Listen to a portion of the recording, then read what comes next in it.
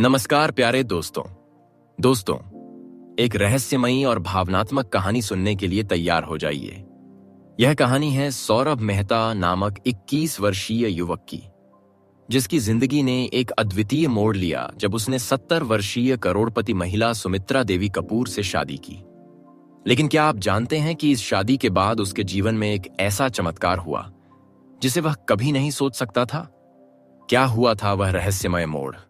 तो दोस्तों, इस कहानी को पूरा सुनिए, क्योंकि इसमें छिपे हैं बड़े राज और उलझे हुए सवाल। कहानी शुरू होती है सौरभ मेहता से, जो एक संघर्षशील युवक था। उसकी मां सरला देवी गंभीर बीमारी से जूझ रही थी।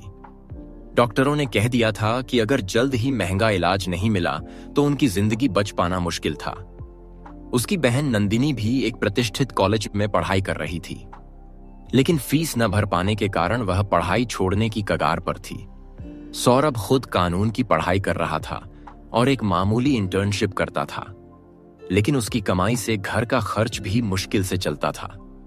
ऊपर से उसके पिता के समय का भारी कर्ज भी अब उसके सिर पर था और लेनदारों की धमकियां रोज सुनने को मिलती थीं।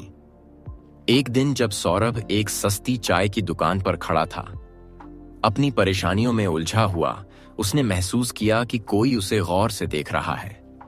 उसने धीरे धीरे सिर उठाया और देखा सामने खड़ी थी एक प्रभावशाली महिला, जिसकी उम्र करीब 70 साल रही होगी। उनका व्यक्तित्व ऐसा था कि कोई भी उन्हें अनदेखा नहीं कर सकता था। सफेद रंग की महंगी साड़ी, हीरे की नफासत भरी ज्वेलरी और आंखों में गहरा आत्मविश्वास था। तुम्हारा नाम सौरभ मेहता है, महिला की आवाज गंभीर थी। तुम्हारी मां सरला देवी गंभीर बीमारी से जूझ रही है, तुम्हारी बहन कॉलेज में पढ़ रही है और तुम्हारे सिर पर भारी कर्ज है। सौरभ को इस महिला की बातें सुनकर एक झटका सा लगा। आप कौन हैं? उसने घबराते हुए पूछा। महिला ने गहरी सांस ली और कहा, सुमित्रा देवी कपूर। सौरभ को याद आया कपूर ग्रुप ऑफ इंडस्ट्रीज, देश के सबसे बड़े बिजनेस साम्राज्य में से एक, जिसकी मालिक सुमित्रा देवी कपूर थीं। अरबों की संपत्ति, हाई प्रोफाइल पार्टियां और अनगिनत विवाद उनके नाम थे। लेकिन यह महिला वहां क्या कर रही थी और उसे इतनी निजी बातें कैसे पता थीं? आप मुझसे क्या चाहती हैं? सौरभ ने संदेह से पूछा। शादी, सुमित्रा देवी ने सहजता से कहा। सौरभ चौंक गया। क्या? हां, मैं तुमसे शादी करना चाहती हूं, सुमित्रा देवी ने साफ तौर पर कहा। अगर तुम मुझसे शादी करोगे तो मैं तुम्हारी मां का पूरा इलाज कराऊंगी, बहन की पढ़ाई का खर्च उठाऊंगी और तुम्हारे सारे कर्ज चुका दूंगी। सौरभ के लिए यह प्रस्ताव किसी सपने जैसा था। वह अविश्वास से पूछ बैठा, इसके बदले में मुझे क्या करना होगा? कुछ नहीं, सुमित्रा देवी ने मुस्कुराते हुए कहा। बस मेरे कानूनी पति बनना होगा। शादी केवल कागजों पर होगी। तुम्हारी जिंदगी पर कोई रोक टोक नहीं होगी। तुम्हें पूरी स्वतंत्रता मिलेगी। यह प्रस्ताव सौरभ के लिए स्वप्न जैसा था, लेकिन उसके दिल में एक डर भी बैठ गया। वह जानता था कि यह कोई सामान्य प्रस्ताव नहीं हो सकता। इस महिला, जो देश की सबसे ताकतवर हस्तियों में से एक थी, ने उसे क्यों चुना था? मुझे सोचने के लिए समय चाहिए, सौरभ ने कहा, और सुमित्रा देवी ने हल्के से मुस्कुराते हुए कहा, ठीक है, लेकिन यह प्रस्ताव हमेशा के लिए नहीं रहेगा। उसके बाद सुमित्रा देवी अपने महंगे कार में बैठी और चली गई। लेकिन सौरभ के मन में अनगिनत सवाल थे। क्या यह सच में इतना आसान था, या इसके पीछे कोई गहरी साजिश छिपी थी? इस रहस्यमयी प्रस्ताव को लेकर सौरभ के मन में उथल पुथल मच रही थी। वह सोचता रहा कि यह अवसर उसके और उसके परिवार के लिए कितने बड़े फायदे का हो सकता था। फिर उसने निर्णय लिया। उसने सुमित्रा देवी से शादी कर ली। कुछ दिनों बाद सौरभ ने हवेली में कदम रखा। वह हैरान था कि यह कोई सामान्य हवेली नहीं थी, बल्कि एक महल जैसा था। हवेली के हर हिस्से में इतिहास और रहस्यमय वातावरण बसा हुआ था। लेकिन जैसे जैसे सौरभ ने हवेली के अंदर जाना शुरू किया, उसने महसूस किया कि यहां कुछ अजीब सा हो रहा है। हवेली के कर्मचारियों का व्यवहार भी बहुत ही अजीब था। वे सभी किसी डर के साये में रहते थे। और फिर हवेली के दूसरे माले का बंद दरवाजा, जो हमेशा सीसीटीवी कैमरे द्वारा निगरानी में था, सौरभ को और भी अधिक परेशान करता गया। सौरभ ने धीरे धीरे पता लगाया कि यह हवेली पहले विक्रम कपूर नामक एक करोड़पति व्यवसायी की थी, जो 15 साल पहले एक रहस्यमय दुर्घटना में मारा गया था। विक्रम कपूर की मौत को लेकर कई अनसुलझे सवाल थे, और अब सौरभ को समझ में आने लगा कि वह जिस शादी में बंधा था वह सिर्फ एक सौदा नहीं था, बल्कि एक बदला लेने की साजिश थी। सुमित्रा देवी ने सौरभ को पहले से भी बड़ा सच बताया। विक्रम कपूर की मौत एक दुर्घटना नहीं थी, बल्कि वह हत्या थी, और उसकी मौत के पीछे उसके पिता का हाथ था। अब सौरभ को यह समझ में आ गया था कि वह एक रहस्यमयी और खतरनाक जाल में फंस चुका था। उसके सामने सवाल थे। क्या वह इस रहस्य को सुलझा पाएगा? क्या वह अपनी जिंदगी की सही दिशा में कदम बढ़ा पाएगा? लेकिन एक बात साफ थी, सौरभ की जिंदगी अब पहले जैसी नहीं रहने वाली थी। सौरभ ने महसूस किया कि हवेली के भीतर कुछ गहरा छिपा हुआ था। सुमित्रा देवी कपूर की एक अद्वितीय शक्ति थी, लेकिन उस शक्ति के साथ एक काला सच भी जुड़ा हुआ था। अब सौरभ की सोच में एक डर था, क्या वह अपने परिवार की भलाई के लिए इस जाल में फंसा हुआ था, या उसे किसी भयंकर साजिश का हिस्सा बनना था। हवेली में कदम रखते ही सौरभ को एक विचित्र खामोशी का एहसास हुआ। हवेली के बड़े कमरे और विशाल दरवाजे मानो किसी सदी के पुराने समय से जुड़े हों। कमरे में कीमती कालीन और भव्य फर्नीचर थे, लेकिन एक अजीब सा सन्नाटा था। हवेली के कर्मचारी अक्सर उसी जंगली डरावने खामोशी में काम करते थे, जैसे वे किसी खौफ में थे। एक शाम जब सौरभ हवेली के पुस्तकालय में बैठा था, एक पुरानी किताब ने उसकी नजर को खींच लिया। किताब के पन्ने धूल से भरे हुए थे, और उनके भीतर कोई गहरे रहस्यों की गवाही छिपी हुई थी। जैसे ही उसने किताब खोली, उसने पाया कि यह एक असामान्य पुस्तक थी। इसमें हवेली के पिछले मालिक विक्रम कपूर और उनकी पत्नी सुमित्रा देवी के बारे में जानकारी थी। यह पुस्तक बताती थी कि विक्रम कपूर और सुमित्रा देवी के रिश्ते में कुछ गहरे राज थे। वे एक दूसरे से बेहद प्यार करते थे, लेकिन उनके बीच एक छिपी हुई सच्चाई भी थी। सुमित्रा देवी ने विक्रम कपूर से शादी के बाद ही उस पर एक रहस्यमय शक्तिशाली जादू किया था। विक्रम की मौत के बाद सुमित्रा ने एक और चमत्कारी प्रयास किया था, ताकि वह विक्रम को वापस पा सके, लेकिन वह सफल नहीं हो पाई। विक्रम की आत्मा हवेली में ही बंधी रह गई थी, और उसकी शक्ति अब हवेली के हर कोने में महसूस की जा सकती थी। सौरभ के मन में कई सवाल थे, लेकिन एक ही सवाल बार बार उसके दिमाग में घूम रहा था। क्या सुमित्रा देवी ने उसे केवल अपने पुराने पति के स्थान पर लाने के लिए चुना था? क्या वह विक्रम की आत्मा के जाल में फंसने जा रहा था? फिर एक रात जब सौरभ हवेली के एक पुराने बगीचे में टहलने गया, उसे एक अजीब सी आवाज सुनाई दी। यह आवाज दरअसल विक्रम कपूर की आत्मा की थी। उसने महसूस किया कि हवेली के उस बगीचे में एक पुरानी किंवदंती भी जुड़ी हुई थी, जो बताती थी कि जो भी हवेली के मुख्य कक्ष में कदम रखेगा वह विक्रम कपूर के राज का हिस्सा बनेगा। अचानक उसके सामने सुमित्रा देवी प्रकट हुई। उसकी आंखों में एक गहरी सर्दी थी, जैसे वह कुछ छिपा रही हो। तुमने किताब पढ़ ली? सुमित्रा देवी ने सौरभ से पूछा। उसकी आवाज में एक रहस्यमयी ध्वनि थी।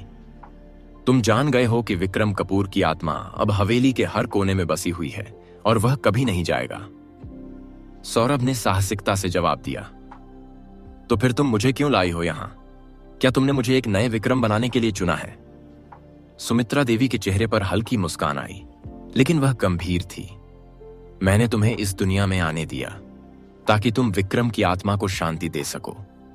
तुम ही वह एकमात्र व्यक्ति हो जो विक्रम की आत्मा को मुक्त कर सकता है, सौरभ। तुमसे अधिक और कोई नहीं। सौरभ ने घबराते हुए पूछा, क्या मुझे इसके लिए अपनी जिंदगी को दांव पर लगाना होगा? नहीं, सुमित्रा देवी ने धीरे से कहा, लेकिन तुम्हें अपने अंदर की शक्ति को पहचानना होगा, और विक्रम की आत्मा के असली हत्यारे को पहचानना होगा। वह व्यक्ति जिसने विक्रम को मारा, वह हवेली के अंदर ही छिपा हुआ है। अब सौरभ को समझ में आ गया कि वह केवल एक गवाह नहीं था, बल्कि एक कुंजी था। वह कुंजी जो विक्रम की आत्मा को शांति दिला सकती थी। उसके सामने एक खतरनाक रास्ता था, जिसमें उसे विक्रम की मौत का रहस्य खोलना था, और इसके लिए उसे सुमित्रा देवी के साथ और हवेली के रहस्यों के बारे में और भी गहरी खोज करनी थी। जैसे जैसे सौरभ ने अपनी खोज जारी रखी, हवेली के पुराने कक्षों और गलियारों में उसके सामने और भी रहस्य सामने आने लगे। हर कदम पर उसे और अंधेरे रहस्यों का सामना करना पड़ रहा था, लेकिन उसे एक ही बात ध्यान में रखनी थी, क्या वह उस असली अपराधी को पहचान सकेगा और विक्रम कपूर की आत्मा को शांति दे पाएगा। अब कहानी के इस मोड़ पर सौरभ के भीतर एक गहरी आत्मिक शक्ति जागृत हो रही थी और वह जानता था कि अगले कुछ दिन उसकी जिंदगी के सबसे बड़े फैसले लाने वाले होंगे। सौरभ अपनी यात्रा के अगले चरण की ओर बढ़ता है। हवेली के रहस्यों में अब वह पूरी तरह से फंसा हुआ था और हर कदम पर उसे विक्रम कपूर की आत्मा और सुमित्रा देवी के बारे में नई जानकारी मिल रही थी। सुमित्रा देवी की रहस्यमय शक्तियों के बारे में उसे अब पूरी तरह से यकीन हो चुका था और वह जानता था कि हवेली में छुपी हुई सच्चाई उसे बहुत कुछ सिखाने वाली थी। सौरभ ने हवेली के एक और कमरे में दाखिल किया, जहां उसे एक पुराना जादुई दर्पण मिला। दर्पण के पास एक किताब रखी थी जो विक्रम कपूर के जीवन के अंतिम दिनों के बारे में थी। जैसे ही उसने उस किताब को खोला, एक अजीब सी झंकार गूंजने लगी और दर्पण में एक धुंधली सी छवि बनने लगी। यह विक्रम कपूर की थी, लेकिन वह एक भूतिया रूप में था। उसकी आंखों में गहरा दुख और एक जाल का संकेत था। विक्रम की आत्मा ने उसे देखा और फुसफुसाते हुए कहा, तुम मेरी मदद कर सकते हो, लेकिन इसके लिए तुम्हें मेरी मौत के असली कारण को उजागर करना होगा। सुमित्रा देवी ने मुझे नहीं मारा, बल्कि उस समय हवेली में एक छिपा हुआ खतरनाक राज था, वह राज जो हवेली की नींव में गहराई से दबा हुआ था। सौरभ को अब एक नई दिशा मिली। वह जानता था कि विक्रम के आत्मा के दर्द को सिर्फ सुमित्रा देवी की शक्ति खत्म कर सकती थी, लेकिन उसके लिए उसे उस छिपे हुए राज का पता लगाना जरूरी था। वह किताब में आगे बढ़ते हुए एक पुराने परिवार के राज से रूबरू हुआ, जिसमें हवेली के पहले मालिकों के बीच एक रक्त रंजित संघर्ष था। किताब के अनुसार हवेली में एक काला खजाना था, जिसे एक परिवार के सदस्य ने दूसरे से छुपा लिया था। यह खजाना न केवल भौतिक था, बल्कि उसमें एक जादुई शक्ति भी थी जो हवेली के अंदर एक बुरी आत्मा को जागृत करती थी। सुमित्रा देवी ने विक्रम कपूर से इस खजाने के बारे में कुछ नहीं बताया था और इसके चलते विक्रम की मौत हुई थी। सौरभ ने महसूस किया कि उसे अब सिर्फ सुमित्रा देवी से नहीं, बल्कि हवेली के एक और राज्य से भी मुकाबला करना था। जैसे ही वह इस राज को उजागर करता, हवेली के हर कोने में छिपी हुई शक्ति को जागृत करने के लिए उसे अपनी पूरी ताकत लगानी थी। एक रात सौरभ ने हवेली के नीचे बने पुराने तहखाने में जाने का फैसला किया, क्योंकि वह जानता था कि वहां ही वह खजाना छुपा था। जैसे ही वह तहखाने में दाखिल हुआ, उसे एक अजीब सी हवा महसूस हुई। यह हवा जैसे किसी और दुनिया से आई हो। उसकी आंखों के सामने एक पुरानी संदूक दिखाई दी, जिसे खोलते ही हवेली के भीतर की पूरी हवा जैसे बदल गई। संदूक के अंदर उसे एक पुराना पत्थर और एक रेशमी कपड़ा मिला, जिसमें विक्रम कपूर के परिवार का प्रतीक उकेरा हुआ था। सौरभ ने देखा कि पत्थर की सतह पर कुछ अनगिनत चिन्ह बने थे, जो किसी जादुई मंत्र के रूप में थे। उसने पत्थर को छुआ ही था कि हवेली में अचानक से एक गहरी आवाज गूंज उठी। यह आवाज विक्रम की आत्मा की थी, जो अब शांति की ओर बढ़ने की तैयारी में थी। सौरभ को एहसास हुआ कि वह उस खजाने के वास्तविक अर्थ तक पहुंच चुका था। यह केवल एक भौतिक संपत्ति नहीं थी, बल्कि विक्रम की आत्मा को मुक्त करने का एक जादुई तरीका था। उसे अब सुमित्रा देवी से अंतिम सामना करना था, जो उसकी सारी खोजों की मास्टरमाइंड थी। सौरभ ने तय किया कि वह सुमित्रा देवी का सामना करेगा और विक्रम कपूर की आत्मा को मुक्त करने के लिए जो कुछ भी करना पड़ेगा, उसके करेगा।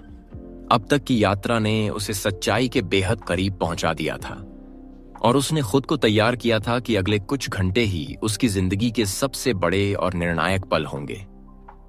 अगली सुबह सौरभ सुमित्रा देवी से मिलने के लिए हवेली के मुख्य कक्ष में पहुंचा। वह जानता था कि यह केवल एक संवाद नहीं होगा, बल्कि एक युद्ध होगा, जिसमें उसे अपने आत्मबल और जादुई शक्ति का पूरा इस्तेमाल करना होगा। अब वह अपने अंतिम कदम की ओर बढ़ रहा था। सौरभ सुमित्रा देवी से मिलने के लिए हवेली के मुख्य कक्ष में प्रवेश करता है। हवेली की दीवारों पर जाल की तरह फैली पुरानी छायाएं और अंदर की गहरी खामोशी उसे एक और रहस्यमय जगह पर ले जाती है।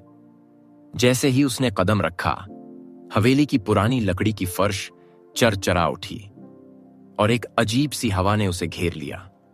उसकी आंखों में एक नए आत्मविश्वास की झलक थी, लेकिन भीतर एक अजीब सा डर भी था। वह जानता था कि अब वह उस मोड़ पर पहुंच चुका था जहां उसे अपने डर और साहस का सही मायने में सामना करना था। सुमित्रा देवी का रूप पहले जैसा ही था, अत्यंत आकर्षक, लेकिन उसकी आंखों में वह गहरी चमक थी जो अब सौरभ को भयभीत करने लगी थी। उसकी मुस्कान में वह रहस्यमय छाया थी जो सौरभ को समझाने के बजाय उलझाने के लिए थी। सुमित्रा देवी ने धीरे से कहा, तुम आ ही गए सौरभ, तुमने बहुत सी चीजें जान ली हैं, लेकिन क्या तुम तैयार हो इन सबका सामना करने के लिए? सौरभ ने बिना किसी डर के कहा, मैं तैयार हूं देवी। मुझे विक्रम कपूर की आत्मा को शांति दिलानी है। मुझे वह राज्य चाहिए जो तुम छिपा रही हो। सुमित्रा देवी की आंखों में अचानक एक गहरी जलन पैदा हो गई और वह उठकर सौरभ की ओर बढ़ी। तुम समझते हो, तुमने मुझे चुनौती दी है, लेकिन क्या तुम यह समझ पाओगे कि जो मैंने किया वह मेरे लिए सिर्फ एक आवश्यक कदम था? क्या तुम उस काले खजाने की कीमत समझते हो जिसे तुम ढूंढ रहे हो? सौरभ का दिल तेजी से धड़क रहा था, लेकिन उसने खुद को संभालते हुए कहा, विक्रम को शांति देने का अधिकार उसे ही है और कोई और नहीं। वह खजाना किसी आत्मा की शांति से ज्यादा महत्वपूर्ण नहीं हो सकता। सुमित्रा देवी हंसी, लेकिन उसकी हंसी में अब पहले जैसी ठंडक नहीं थी। उसकी आंखें एक जादुई शक्ति से चमकने लगीं और वह सौरभ के करीब आकर बोली, तुम बहुत नादान हो सौरभ। तुम नहीं समझ सकते कि इस हवेली और इस खजाने का कनेक्शन क्या है। यह खजाना सिर्फ एक भौतिक वस्तु नहीं, बल्कि एक जादुई शक्ति है। विक्रम की आत्मा और मेरे साथ जुड़े सभी रहस्य सिर्फ इसी खजाने की रक्षा कर रहे हैं। तुम इसे तोड़ नहीं पाओगे। सौरभ ने अपनी पकड़ मजबूत की और कहा, मैंने पहले ही देख लिया है देवी कि जो तुम छुपा रही हो वह सिर्फ एक धोखा है। विक्रम की आत्मा को शांति की आवश्यकता है और मैं इसे पूरी करूंगा। सुमित्रा देवी ने एक कटा हुआ मुस्कान दी और उसी समय हवेली की चारों दीवारों से अजीब सी आवाजें आने लगीं। हवेली जैसे जी उठी हो और चारों ओर अंधेरा गहरा हो गया। सौरभ को समझ में आ गया कि अब यह केवल एक मानसिक लड़ाई नहीं, बल्कि एक असली जादुई युद्ध बन गया था। हवेली की दीवारों से निकलती हुई काली धुआं जैसे किसी हवेली के भीतर हर एक कोने को जगाकर उन सबकी आत्माओं को जगा दिया हो। सुमित्रा देवी ने अपनी जादुई शक्ति का पूरा इस्तेमाल किया और हवेली के भीतर की हवा को जैसे उसने अपने इशारे से नियंत्रित कर लिया। सौरभ ने महसूस किया कि उसके शरीर में जादुई ऊर्जा का प्रवाह हो रहा था और वह अपनी पूरी ताकत से देवी का सामना करने के लिए तैयार हो गया। उसने अपनी आंखें बंद की और विक्रम की आत्मा के संदेश को याद किया जो उसने दर्पण में सुनी थी। तुम्हें मुझे मुक्त करना होगा। केवल तुम्हारी सच्चाई और साहस ही मुझे मुक्त कर सकते हैं। सौरभ ने उन शब्दों को अपने दिल में बसा लिया और अपनी शक्ति को एकजुट किया। वह जानता था कि उसे अब अपनी पूरी आंतरिक शक्ति को जागृत करना होगा। सुमित्रा देवी ने एक और हमला किया, लेकिन सौरभ ने पूरी ताकत से उसका सामना किया। हवेली के भीतर एक शक्तिशाली लहर दौड़ी और अचानक सुमित्रा देवी के चेहरे पर एक आश्चर्यचकित अभिव्यक्ति आई। सौरभ ने वह पत्थर पकड़ लिया जो उसने तहखाने में पाया था और उस पर उकेरे गए जादुई चिन्हों को पढ़ने लगा। एक तेज चमक उत्पन्न हुई और हवेली के भीतर सब कुछ हिलने लगा। सुमित्रा देवी ने हार मानते हुए आखिरी बार कहा, तुम जीत गए सौरभ। विक्रम की आत्मा को अब शांति मिलेगी। जैसे ही वह बोलती है, हवेली के भीतर की शक्ति शांत हो जाती है। सुमित्रा देवी का रूप धुंधला पड़ने लगता है और वह हवा में विलीन हो जाती है। हवेली की दीवारों से काले बादल हटने लगते हैं और सूरज की रोशनी अब हवेली के भीतर प्रवेश करती है।